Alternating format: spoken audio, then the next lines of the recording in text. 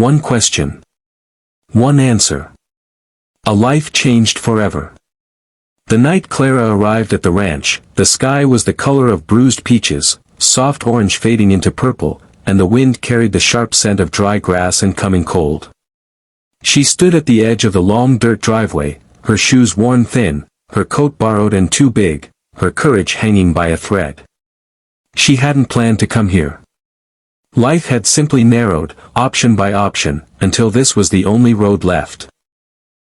The ranch lights glowed in the distance, warm and steady. Clara hugged her backpack closer to her chest. Everything she owned was inside it, a change of clothes, a folded photograph, and a notebook filled with unfinished dreams. She walked. The rancher was repairing a fence when he noticed her. He straightened slowly, careful not to startle her the way stray animals sometimes were. He was tall, broad-shouldered, with weathered hands and eyes that had learned patience the hard way. "You lost?" he asked, voice calm. Clara swallowed. "No. I mean, yes. I don't know." That made him smile, just a little. "That makes two of us, most days." She hesitated, then stepped closer. "I was told you sometimes, help people." He studied her for a moment, not with suspicion, but with quiet attention. He saw exhaustion in the way she stood, pride in the way she didn't ask outright, and fear she was trying very hard to hide. "What kind of help?" he asked. Clara's fingers tightened around her backpack straps. "I just need a place to sleep. One night. I'll be gone by morning." The words came out fast, like she was afraid the air might steal them if she paused. The rancher didn't answer right away. He glanced toward the barn, then the house, then back at her. Silence stretched, thick and heavy. Clara's heart sank. She'd seen this pause before, the moment people decided she was too much trouble. Finally, she asked the question that had been burning in her chest since she stepped onto the property. Where would I sleep?" The rancher looked at her, really looked at her, and said something that would echo in her mind for years to come. "Inside," he said simply. "Where people sleep." Clara blinked. "Inside. Guest room's not fancy," he added, as if apologizing for something small. "But it's warm. Bed's clean. Bathroom works." Her breath caught. She hadn't realized how tightly she'd been holding it, how ready she was for rejection, until relief crashed over her like a wave. "I can pay," she said quickly. "Eventually. Or I can work.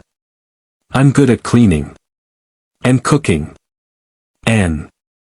He raised a hand, gentle but firm. "You don't owe me anything tonight." Something inside her cracked. She nodded, afraid that if she spoke, she'd start crying and never stop. The guest room smelled like laundry soap and old books. Clara sat on the edge of the bed, unsure if it was really meant for her. The sheets were soft. Too soft. She pressed her fingers into them, grounding herself in the reality of the moment. Dinner was quiet but not awkward. The rancher, his name was Thomas, made stew and set an extra piece of bread on her plate without comment. He didn't ask questions she wasn't ready to answer. He didn't pry. Before heading to bed, he said, "Breakfast's at 6. If you want to sleep in, that's fine too." Clara lay awake for a long time after the lights went out. The ceiling fan hummed softly above her, a sound so ordinary it felt unreal. For the first time in months, she wasn't listening for footsteps, or sirens, or raised voices. She slept. One night turned into two. Two turned into a week. By the second week, Clara was helping in the kitchen without being asked. By the third, she was feeding the chickens and brushing the horses. The ranch had a rhythm, steady, honest. That wrapped itself around her frayed nerves. One afternoon, as they repaired a fence together, Thomas finally asked, "How'd you end up here?" Clara didn't answer right away.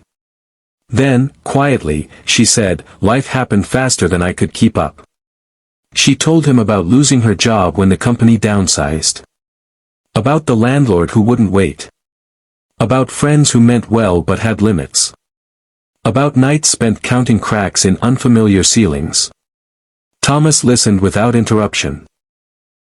When she finished, he nodded once. "You're not broken," he said. "You're just tired." The words landed heavier than any advice ever had. Winter came early that year. Snow dusted the fields, turning the ranch into something out of a storybook. Clara found herself laughing more, standing straighter, breathing easier. One evening, she showed Thomas her notebook. Inside were sketches, short stories, half-finished ideas she'd never believed were worth finishing. "You're good," he said, flipping through the pages. She shrugged. "Good doesn't pay rent." "Not right away," he agreed. Then he added, "But it can." With his help, she applied for remote work. She finished stories. She sent them out. Most were rejected. A few weren't. The day she received her first acceptance email, she ran out to the barn, breathless. "They want to publish it," she said, eyes shining. "They're paying me." Thomas smiled, pride clear on his face. "Told you." Months passed. Spring softened the land. Clara saved money. She talked about getting her own place, though part of her dreaded leaving. One evening, as they sat on the porch watching the sun dip low, she asked, "Why did you say yes that night?" Thomas was quiet for a long moment. "Someone once gave me a place to sleep when I had nothing but a question," he said. "Seemed only right to pass it on." Clara nodded, emotion thick in her throat. The day she moved into her small apartment in town, she hugged Thomas tightly. "You didn't just give me a bed," she said. "You gave me a chance." He squeezed her shoulder. "You did the rest." As she drove away, she realized something profound. Her life hadn't changed because of luck, or money, or even opportunity. It had changed because one person answered a vulnerable question with humanity. One question. One answer.